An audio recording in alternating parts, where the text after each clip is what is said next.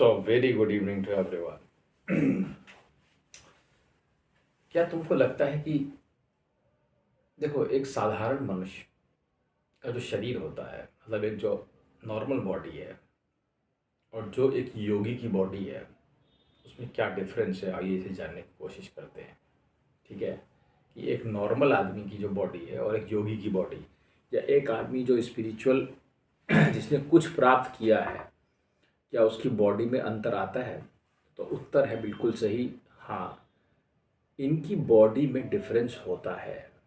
ठीक है, बॉडी में डिफरेंस को तुम ऐसे समझ नहीं सकते, इसको तुम ऐसे समझो जैसे मान लो एक पहलवान हो। ठीक है, एक पहलवान हो तो एक पहलवान और एक आम आदमी मतलब जो बॉडी ना बनाता हो उसकी बॉडी में नॉर्मली तुम्हें अंतर दिखाई देगा। उसके मसल्स बड़े बड़े होंगे और वो थोड़ा मोटा तगड़ा होगा होगा ना। ऐसा होता है, तुमने देखा होगा, तुमने महसूस किया होगा। ठीक है, इसी प्रकार से एक योगी या आध्यात्मिक व्यक्ति का जो शरीर है, जिसके पास आध्यात्मिक ज्ञान या कोई शक्तियाँ हैं, उसका शरीर और जो दूसरा आदमी है वो उसमें जो सामान्य आदमी है उसमें बहुत ज़्यादा अंतर होता है। कोई भी बहुत बड़ी शक्ति को ऐसे ही धारण नहीं कर सकता। ये धारण जो शब्द कहा गया है ये सामान्य शब्द नहीं है। शक्ति को धारण करने के लिए भी स्पेसिफिक बॉडी चाहिए। कोई भी ऐसे नॉर्मल आदमी किसी शक्ति को धारण भी नहीं कर सकता और वो शक्ति उसके भीतर बैठ के संचालन भी नहीं कर सकती उसका। क्योंकि जब आदमी आध्यात्म में या किसी आगे पथ में चला जाता है तो वो स्वयं संचालन नहीं करता अपना। गीता के 5वें अध्याय में जैसा लिखा गया है, न कर्तृत्व न कर्माणि लोकस्य सृजति प्रभो, नहीं प्रलपन्न सृजन न गच्छ। जो कुछ नहीं करता, देखते सुनते सोते वक्त कुछ नहीं करता है, क्योंकि वो शरीर पर दूसरी शक्ति बैठ के उसके शरीर को चलाती है। तो अगर कोई कहीं बैठेगा या कुछ होगा या कुछ तुम्हें अपने शरीर के अंदर ब्रह्मांड दिख रहा है या यूनिवर्स दिख रहा है या तुम कह रहे हो मैं ब्रह्म हूँ, सब कुछ मैं ही हूँ, तो ऐसे कैसे संभव है? भाई कोई अगर आपके अंदर बैठेगा, संचालित करेगा या आप ब्रह्म हैं तो उसके उसके अंदर कुछ ना कुछ तो खास होगा। तो उसका शरीर कुछ खास बना होगा, मैं तुमसे कहूँगा। और वो खास नहीं, वो बेहद खास होगा, मैं तुमसे कहता हूँ। ठीक है, ध्यान रखना इस बात को, वो बेहद खास होता है।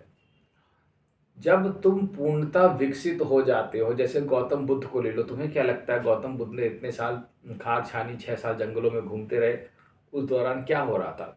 उस दौरान गौतम बुद्ध का शरीर बन रहा था।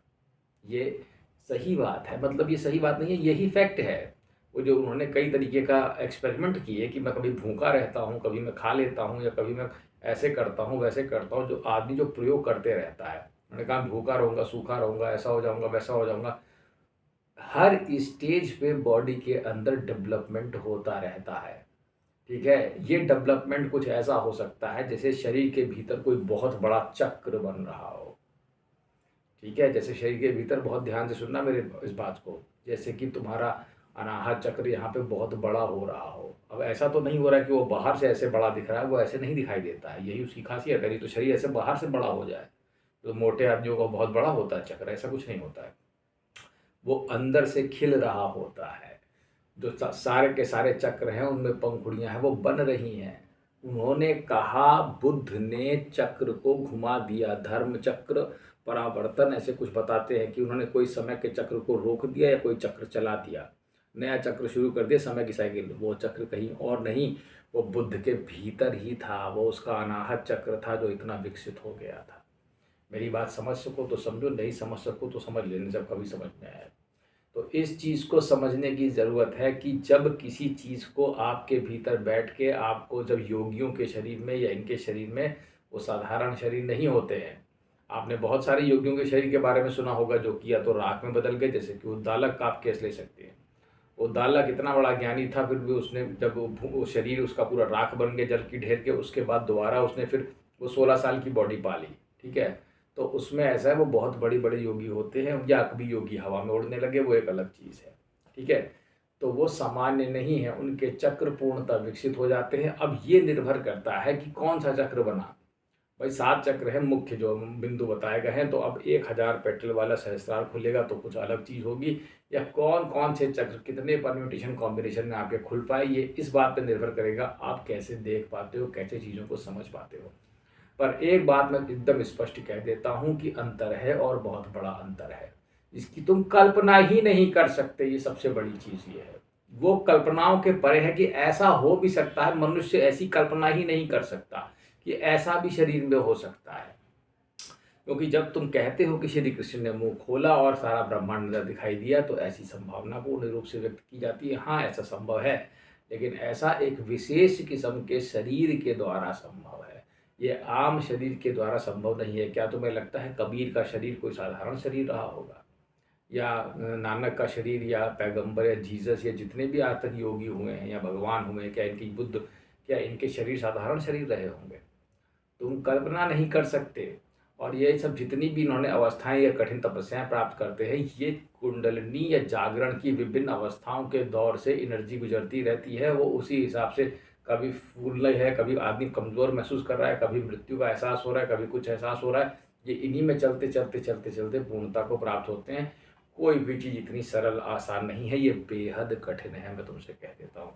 लेकिन तुम्हें प्रयास करने की ज़रूरत नहीं है, ये अपने आप ही होता है। अगर एक बार प्रोसेस को इनिशिएट कर दिया जाएगा तो वो धीरे धीरे स्वतः ही होती रहती है। इसमें बहुत ज़्यादा चिंता और विचार करने की आवश्यकता नहीं है। कोई भी इसे प्राप्त नहीं कर सकता, मेरी बात ध्यान रखना, ये प्रदत्त है हमेशा। तुम इसे प्राप्त किसी भी हाल में नहीं कर सकते, चाहे तुम कितनी कोशिश कर लो, क्योंकि तुम्हें मालूम ही नहीं है। क्या तुम अपनी नाड़ियों को बना सकते हो? यहाँ के साधारण डॉक्टर एक ऑपरेशन तो ठीक से नहीं कर पाते, एक दिल की बीमारी का इलाज नहीं हो पाता, अभी भी ठीक से पता नहीं कितनी बीमारियाँ जिनका इलाज नहीं हो पाता। तो जो आध्यात्मिक नाड़ियों का, शरीरों का, इनका निर्माण जो कि शायद इतनी सबटल है, जो दिखाई भी ठीक से नहीं देती हैं, या जो कुछ दिखाई देती हैं उनको कुछ समझना मुश्किल है, और जो सबटल है, जो दिखाई ही नहीं देती, उनका क्या इलाज किया जा सकता है? उनका क्या इलाज होगा तुम समझ सकते हो, या उनमें क्या निर्माण किया जा सकता है? तो समझो, ये निर्माण, ये नव निर्माण है आध्यात्म। समझ रहे हो? ये जीवन नव अध्यात्म क्या है? ये जिस शरीर का नव निर्माण है, शरीर के भीतर एक दूसरी शरीर का निर्माण कर दिया गया, और तब तुम उससे उस तक पहुंचते हो जिस तक तुम पहुंचना चाहते हो। उम्मीद है तुम कुछ समझ पाए होगे मेरी बात। धन्यवाद।